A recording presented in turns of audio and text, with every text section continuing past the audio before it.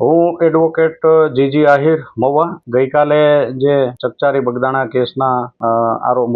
જેના ઉપર મુખ્ય આરોપ છે એવા જયરાજ આહિર અને અન્ય જે 6 જણા જે છે એમના જામીન અરજી હતી. એમાં મુખ્ય જયરાજ તરફે હું અને મારા કલીગ મિત્ર વિદ્વાન આરજે વ્યાસ,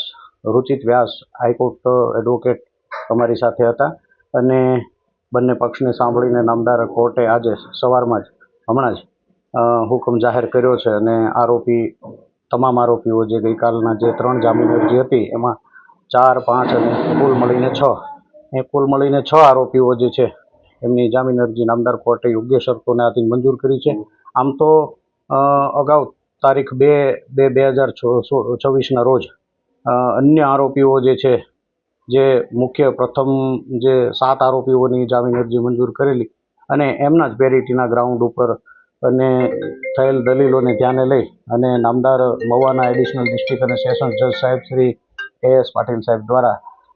આરોપીઓને જામીન મુક્ત કરવાનો હુકમ કરેલ છે. અને ખાસ કરીને આ જે ઘટનાને ચકચારી બનાવનારા તત્વો કે જેને આપણે એમ કહી શકીએ કે ભાઈ પરસ્પર સામાજિક મુદ્દો બનાવીને એટલે આપના માધ્યમથી એવું પણ કહેવા માગું છું કે